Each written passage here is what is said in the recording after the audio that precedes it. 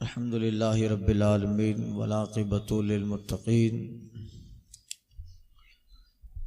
वस्सलातु वस्सलामु अला सय्यिदिल अंबिया वल मुरसलीन अम्मा बाद बिस्मिल्लाहिर रहमानिर रहीम। अन इब्न उमर क़ाला अख़ज़ा रसूलुल्लाह सल्लल्लाहु अलैहि वसल्लम बिबाज़ जसदी फ़क़ाला कुन फ़िद दुनिया कअन्नका गरीब अव आबिरु सबीलिन वअद्दी नफ्सका फ़ी अहलिल क़ुबूर। रवाहुल बुखारी। हज़रत अब्दुल्ला बिन उमर रज़ियल्लाहु ताला अन्हु से रिवायत है, फरमाते हैं कि सरकार सल्लल्लाहु अलैहि वसल्लम ने मेरे जिस्म का बाज़ हिस्सा पकड़ा और फरमाया कि दुनिया में रहो जैसे मुसाफिर या राहगीर रहता है और अपने आप को कब्र वालों में शुमार करते रहो। एक मौका था और उस वाक़ई का जिक्र हज़रत अब्दुल्ला बिन उमर कर रहे हैं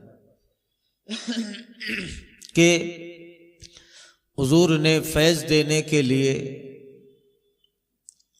उनके कंधे पर हाथ रखा और हुजूर फरमाते हैं ऐसे दुनिया में रहो जैसे गरीब यानी मुसाफिर सफ़र करने वाला, आबिर रोसबीलिन इसका मतलब भी सफ़र करने वाला, मगर जो मुसाफिर गरीब के माने में है वो किसी दिन चंद दिन किसी जगह ठहरे, और आबिर सबील ये वो मुसाफिर है जो दोपहर को किसी जगह ठहरे और बाद में चला जाए। दोनों मुसाफिर है, जहाँ ठहरते हैं वहाँ मुस्तकिल क़याम नहीं होता है, थोड़ी देर के लिए होता है। तो हुजूर हज़रत अब्दुल्ला बिन उमर से कह रहे हैं दुनिया में ऐसे रहो जैसे मुसाफिर या राहगीर हो, थोड़ी देर यहाँ बर्तन आए फिर आगे मंजिल कहीं और है।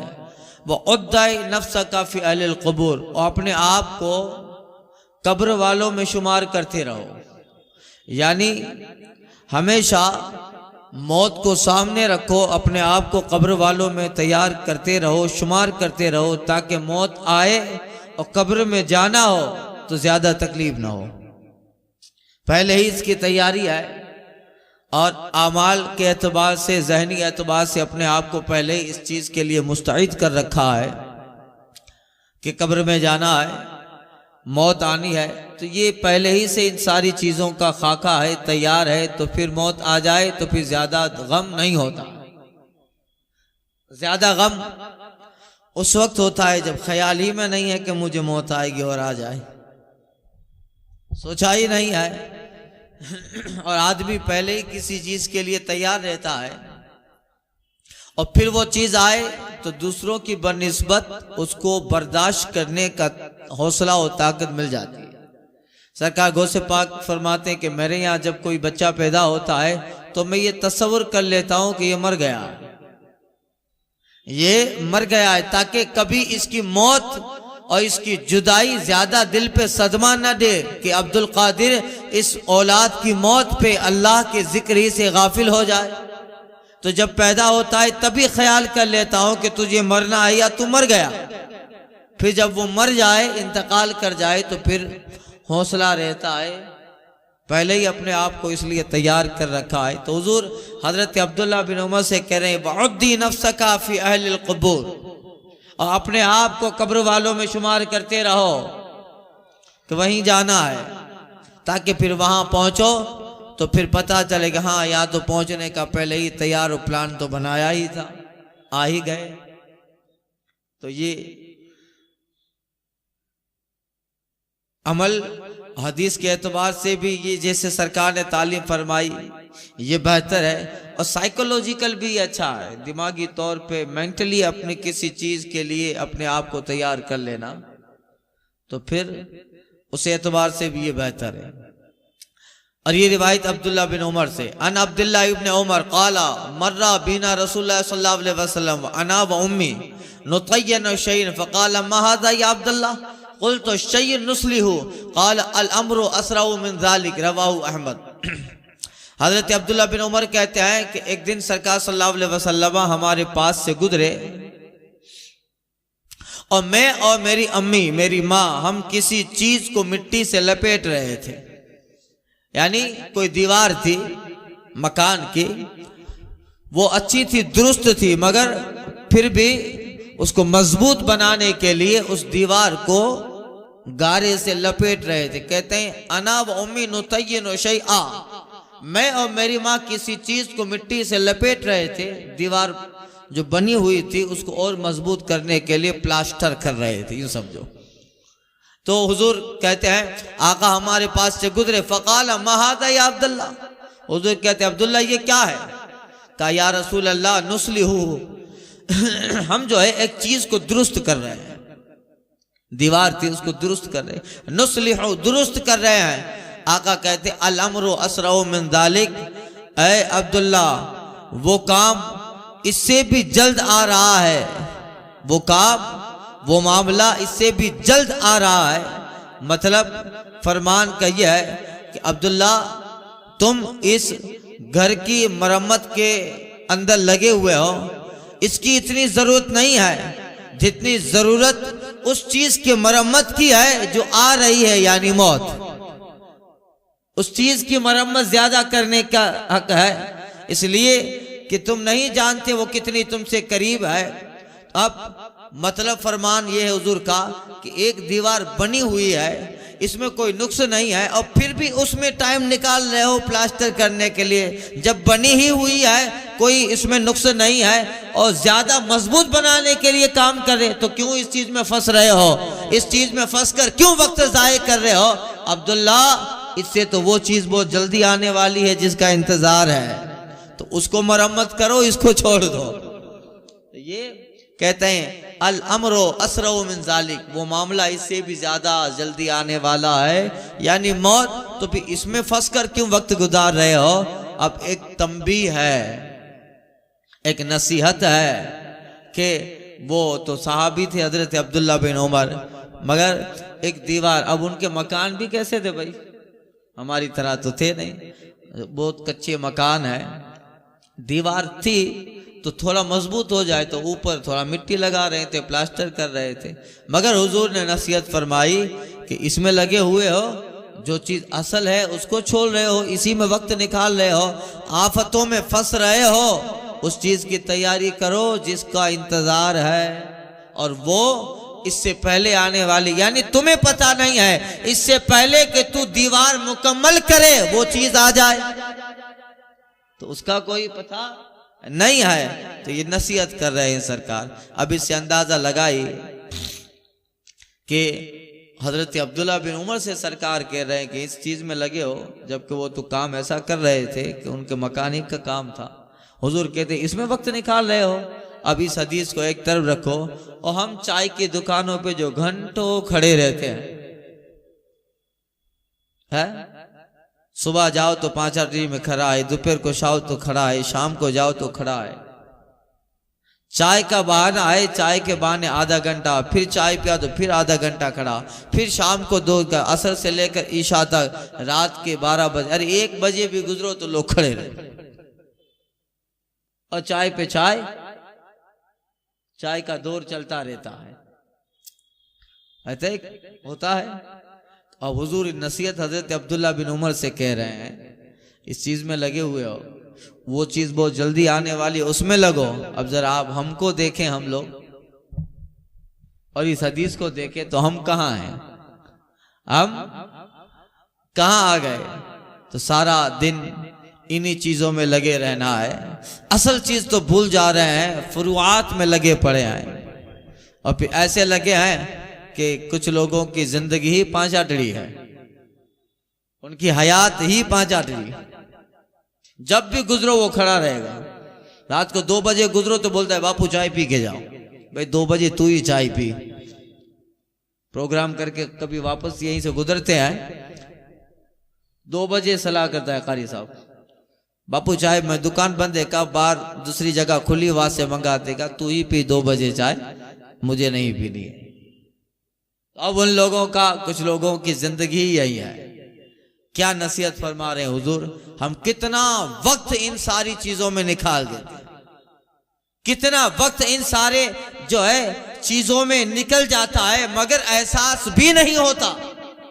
अब उसका सेंसिटिविटी जो उसका पहलू है उसको सरकार जान रहे थे, तो हुजूर ने हजरत अब्दुल्ला बिन उमर से कहा, जबकि वो तो ऐसा काम कर रहे थे जिसकी गोया वो जरूरत महसूस कर रहे थे, वो काम कर रहे थे, मगर सरकार तंबीह फरमा रहे हैं। और हमारा हाल यह है, हमारा पूरा वक्त इन्हीं सारी चीजों में गुजर जाता है। और आदत ऐसी पड़ी है कि यहां से मगरिब की नमाज के बाद फौरन दूसरा फातिहा पढ़ते भी नहीं है, और इतनी चाय और पान की तलब है कि फातिहे से पहले ही जल्दी चले गए चाय पी। ये है मुशाहदा है ना हम लोगों का, हमारे लोगों का। अब हम लोग कितना वक्त इन सारी चीजों में निकाल रहे हैं। अगर वो हमें देख लेते, हसन बसरी रहमतुल्लाह ताला अलैह अपने असहाब से फरमाया करते थे कि अगर तुम साहबा को देख लो ना, अब वो तो ताबईन का जमाना है, हजरत हसन बसरी का अलैह रहमत व रिजवान का, तुम साहबा को देख लो तो कहो कि दीवाने हैं दीवाने, अगर साहबा तुम्हें देख लें तो कहें तुम मुसलमान ही नहीं हो, तुम मुस्लिम ही नहीं हो। वो ताबईन का जमाना। अब हमें देख ले, अगर वो लोग साहबा नहीं है, अगर ताबईन हमें देख ले तो फिर वो क्या ख्याल करेंगे कि हम कौन है। हसन बसरी कहते हैं साहबा तुम्हें देख ले तो तुम्हें मुसलमान ही नहीं समझे, इतने तुम गाफिल हो गए, जबकि वो जमाना है ताबईन है, बहुत पुर जो है अमल वाला जमाना है, मगर फिर भी सहाबा की नहज के, सहाबा के मैटर और सहाबा के जो है जमाने के एतबार से वो इतना जो है आगे बढ़ गया कि हजरत हसन बसरी कह रहे साहबा तुम्हें देख ले तो मुसलमान न तसव्वुर करें, अब हमें देख ले तो बताइए वो हमारे साथ रहेंगे ही नहीं। कहा चलो ये तो किसी और दुनिया में आ गए, हमारे साथ रहेंगे ही नहीं, कहेंगे किसी और दुनिया में आ गए हैं तो जल्दी से चले जाएंगे अगर वो हमें देख। तो ये ही हमारा हाल है। डॉक्टर इकबाल कहते हैं थे जमाने में मुअज़्ज़ज़ मुसलमान होकर, वो जमाने में मुअज़्ज़ज़ थे मुसलमान होकर, हम खार हुए तारीख़ कुरान होकर। यही है अब तक कौमों को याद है हिकायत उनकी, अब तक कौमों को याद है हिकायत उनकी, सफ़ाए दहर पे नक्श है सदाकत उनकी। ये उनका हाल था। हमारे अंदर तो वो रहना ही पसंद नहीं करेंगे, चे जाए कि हमको देखें, वो काम तो कहाँ दूसरे ग्रह में आ गए ऐसे सोचेंगे वो। तो ये है, तो ये वक्त के ताल्लुक से ये नसीहत है। वक्त बड़ा कीमती है, अहम है, उसको इधर उधर गंवाना नहीं चाहिए।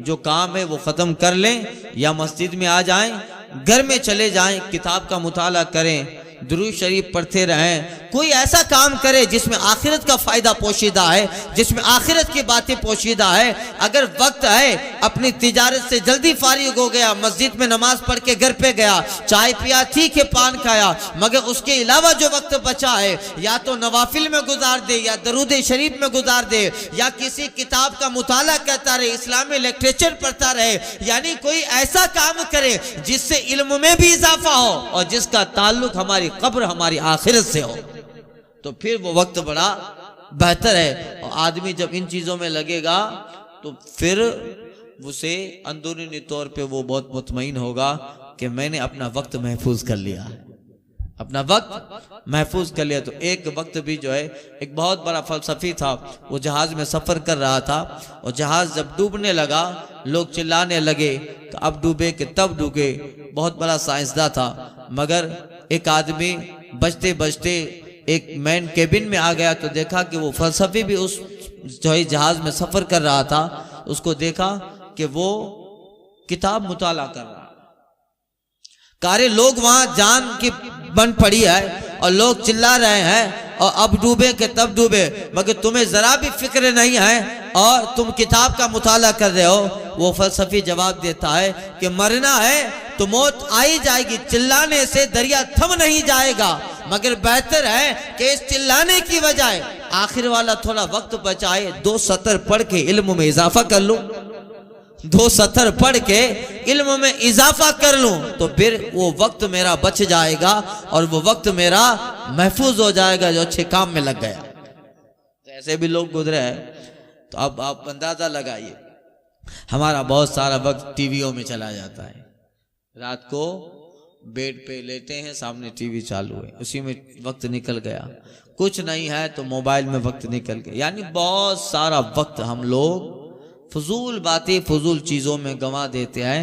ये वक्त बड़ा अहम है, इम्पोर्टेंट है, उसकी कद्र करनी चाहिए। जो वक्त हाथ आया है, कोई बेहतर काम कर लो ताकि उसका बेनिफिट आगे मिलता रहे, फ्यूचर में उसका फायदा बेनिफिट मिलता रहे। तो वक्त की, इसीलिए अंग्रेजी में लोग कहते हैं the time is gold, the past never to come get it. यानी वक्त सोना है, अगर हाथ से निकल गया तो फिर कभी भी उसे पा नहीं सकते, कभी भी ये आ नहीं सकता है। इसलिए जो है उसको गनीमत जानो।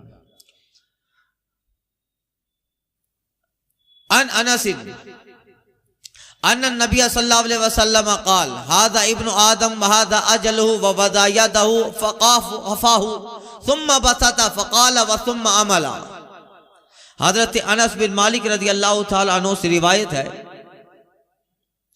फरमाते हैं सरकार सल्लल्लाहु अलैहि वसल्लम ने फरमाया, ये इब्ने आदम है, ये इंसान है, वहादा अजलहु, और ये उसकी उसकी मौत है, वह वज़अ यदहु अलैहि क़फ़ाहु, और अपना हाथ सरकार अपनी गुद्दी पे ले गए, यहां ले गए, हुजूर अपनी गुद्दी पर हाथ ले गए। अब सरकार कहते हैं ये इंसान है और ये मौत है, यानी सर के बिल्कुल करीब मौत है। ये इंसान है, ये मौत है, यानी मौत बिल्कुल सर पे है ये। और कहते हैं सुम्मा, फिर जो है आका सल्लल्लाहु अलैहि वसल्लम बसता, अपना हाथ ऊंचा किया और फरमाया वो आरज़ुएं हैं, उम्मीदें हैं, यानी तुम्हारी हाइट से बहुत ऊंची उम्मीदें हैं, तुम कैसे उसे पा सकते हो? इससे करीब तो तुम्हारी मौत है, इससे करीब तो तुम्हारी मौत है। उम्मीदें तो बहुत है, कभी भी उस तक पहुंच नहीं पाओगे, यानी कभी भी उम्मीदें खत्म होने वाली नहीं है। उस उम्मीदों से पहले तो मौत यहाँ करीब है। फिर सरकार ने हाथ ऊंचा करके इशारा किया कि वहां उम्मीदें, आरजुएं, ख्वाहिशें हैं, मौत यहाँ है। अब वहां तुम कैसे पहुंच पाओगे? हाइट इतनी नहीं है, मौत बिल्कुल करीब है। और सरकार सल्लल्लाहु अलैहि वसल्लम ने फरमाया तो जो करीब है उसकी फिक्र करो, वो तो हाथ आने वाली नहीं है, अंगूर खट्टा है, समझे? वो हाथ आने वाले नहीं है। तो यही है, इशारतन सरकार सल्लल्लाहु अलैहि वसल्लम ने समझाया और बताया कि उम्मीदें, आरजुएं, ख्वाहिशें पूरी नहीं होती है। एक अच्छा खासा 10,000 वाला मोबाइल ले लिया, 2 दिन गुजरे, फिर सोचता है ये नहीं लेना था, अभी 11,000 वाला अच्छा है, 1,000 रुपये डाल के वो ले लेता। तो अभी मार्केट में अच्छा दूसरा एंड्रॉयड फोन जो है लॉन्च हुआ है, दूसरा अच्छा सेल फोन आया, तो अब वो ले ले, तो फिर तीसरा ले ले, तो चौथा। बताइए, आप किसी भी इंसान से पूछिए क्या मोबाइल का, ये मोबाइल कब लिया? का 20 दिन, 15 दिन, 1 महीना हुआ। कहा फिर कुछ लेना है, कहाँ एक मोबाइल अच्छा मार्केट में आया है वो लेना है। अन सबकी आरजुएं हैं, उम्मीद है, लगी पड़िए, और मौत तक ये उम्मीदें पूरी होने वाली नहीं है। इसलिए कि हुजूर का फरमान है, कोई ऐसा आदमी हो जो कह दे कि कुछ उम्मीद नहीं है, कुछ नहीं करना है, ये नहीं हो सकता है। तो अब वो कितनी ऊंची है, हुजूर इशारा कर रहे हैं कि वो तो बहुत ऊपर है और मौत तुम्हारे यहाँ पर है। अब तुम वहां कैसे पहुंच जाओगे? ये मौत करीब है, ये पहले आएगी, वो हाथ आने वाली नहीं है। तो उसे छोड़ो, मौत की तैयारी करो, उसे छोड़ो, करीब है जो उसकी तैयारी कर। उसी तरह का दूसरा मजमून सरकार ने समझाया। अन इब्ने सईद अल खुदरी अन नबी सल्लल्लाहु अलैहि वसल्लम गरज़ा औदन बैना यदी वाखरा इला जंबी वाखरा अबआदा फ़क़ाल अतदरून मा हाज़ा क़ालू अल्लाह व रसूल आलम क़ाल हाज़ल इंसान व हाज़ल अजल उराहु क़ाल हाज़ल अमल यतग़ातिल अमला फ़लहिक़हुल अजल दूनल अमल रवाहु फ़ी शरह सुन्ना। कहते हैं हज़रत अबू सईद खुदरी कि एक दिन सरकार सल्लल्लाहु अलैहि वसल्लम ने लकड़ी अपने सामने गाड़ डाली। एक छोटी सी लकड़ी सरकार ने अपने यहाँ अपने सामने छोटी सी लकड़ी गाड़ डाली। वह आखरा इला अजनबी, और दूसरी लकड़ी बिल्कुल उसी के करीब में गाड़ डाली। दो लकड़ियां करीब करीब सरकार ने गाड़ डाली। वह सुम्मा आखरा अबा, और एक लकड़ी बहुत दूर गाड़ी। और फिर सरकार फरमाते हैं सुनो अतदरून मा हाज़ा, सहाबा जानते हो ये क्या है? अल्लाह व रसूल आलम, या रसूल अल्लाह, अल्लाह बेहतर जाने, उसकी अता से आप जाने, आप बेहतर जाने। आका फरमाते सुनो, दो लकड़ियां जो सरकार ने करीब करीब गाड़ी, हुजूर फरमाते हैं ये इंसान है, ये मौत है, और जो दूर गाड़ी उसे कहते हैं हुजूर वो उम्मीदें हैं, वो उम्मीदें हैं। यानी तुम्हारी उम्मीद बहुत दूर है, जो लकड़ी करीब है इंसान से वो मौत की है, तो इसकी तैयारी करो, वो बहुत दूर है। उम्मीद वाली लकड़ी बहुत दूर है। यानी कितने इशारों में बहुत बड़ा फलसफा सरकार ने समझा दिया। जो नुक्तावरों से हल न हो सके, जो फलसफियों से खुल न सके, जो नुक्तावरों से हल न हो सके, जो फलसफियों से खुल न सके, वो राज नूर वाले ने इशारे में समझा डाला। तो वो जो है हुजूर की वो निगाह नबूवत, तो आका फरमाते हादल अमलो, सुनो ये उम्मीद है, यतग़ातिल अमला फलहिक़ुल अजल दूनल अमल, होता ऐसा है इंसान उम्मीदों में मशगूल रहता है, व यतग़ातिल अमला फलहिक़हुल अजल मिन दूनल अमल। आका फरमाते हैं कि इंसान उम्मीदों में गहरा है, मशगूल रहता है, मगर उसकी उम्मीद से पहले अजल और मौत आ जाती है। वो तो दूर है, वो तो बाद में आएगी, मौत बहुत पहले, उससे ही पहले आ जाती है। तो फिर तुम्हें फैसला करना है, तुम्हें उस लकड़ी को लेना है जो दूर है या करीब वाली, किसे लेना? तो ये फैसला सहाबा पे छोड़ा। अन अबी हुरैरा अन नबी सल्लल्लाहु अलैहि वसल्लम, फिर उम्मीदों का बयान किया सरकार ने, और उम्मीदों के बाद साहिब मिशकात वो हदीस ला रहे हैं जिनका ताल्लुक उम्मीद से है। इंसान की उम्मीद का एक हिस्सा उसकी उम्र भी है, उम्र बढ़ जाए तो उम्र कम है और उम्मीदें ज्यादा हैं। एक साहब कहते हैं, लिखा अपनी किताब में, कि इंसान को इख्तियार दिया जाए कि तुझे क्या चाहिए, तुझे क्या चाहिए, तू जो चाहे वो तेरे लिए तैयार है। तो साहब कहते हैं कि इंसान इतना गाफिल है कि उम्मीदों की लिस्ट बनाने में 60 साल गुजार देगा। उसे अगर कहा जाए कि तुझे क्या चाहिए, जो चाहिए वो तुझे दे दिया जाएगा, तो रिवायत वो साहब कहते हैं कि इतना गाफिल है इंसान कि जिसे लेना है उस उम्मीदों की लिस्ट तैयार करने में 60 दिन गुजार जा देगा, और जब वो चीजें उसके पास आएगी तो इस्तेमाल करने के लिए वक्त नहीं बचा होगा, इस्तेमाल करने के लिए वक्त नहीं बचा होगा। तो अब आदमी लिस्ट ही बनाता रहेगा, ये चाहिए वो चाहिए। तो देखिए हमारे प्रधानमंत्री का 4 साल सिर्फ इसी चीज में निकल गया है। भूटान गए, नेपाल गए, बांग्लादेश गए, इजराइल गए, अब वही टाइम निकल, उम्मीदों ही में। ऐसा इन्हीं का नहीं, सबका ये हाल है। और कब 2019 आ गया, आगे चुनाव आने, इलेक्शन आने वाले हैं। अब ये इंसान इन्हीं सारी चीजों में, तो साहब ने बड़ी अच्छी बात कही कि वो लिस्ट बनाने में 60 साल गुजार देगा, वो चीजें आएगी तो इस्तेमाल करने के लिए वक्त नहीं बचा होगा। अब सुनिए, तो उम्र है इंसान की मुख्तसर है, और उम्र के साथ साथ आरज़ुएं बहुत लंबी हैं।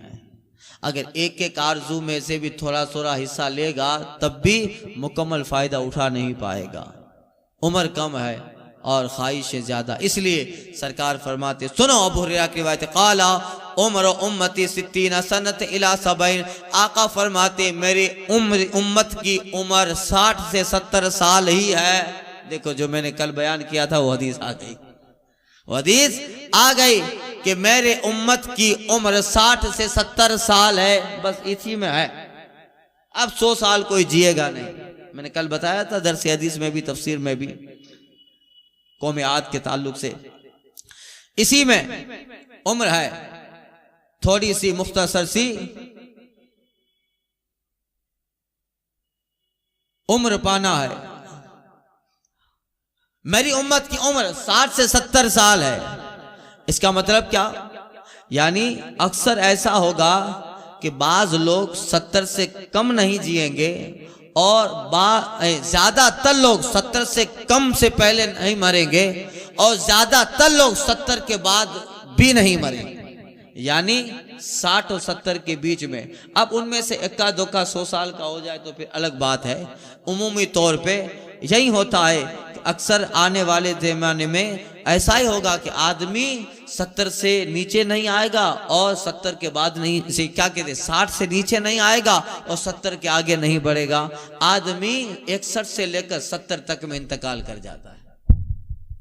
61 से लेकर 61 to 70 इंतकाल कर जाता है, 61 से लेकर 70 तक। अब अक्सर ऐसा ही होगा। अब कभी कभी किसी की उम्र बढ़ जाए, वो अलग बात है। हजरत अनस बिन मालिक की उम्र 103 साल थी। हजरत अबू बकर सिद्दीक की बेटी हजरत अस्मा बिनते अबू बकर, उनकी उम्र 100 साल हुई, मगर जिस्म में ताकत ही रही। हसन बिन साबित जो बारगाह रिसालत के शायर है, उनकी उम्र 120 साल हुई।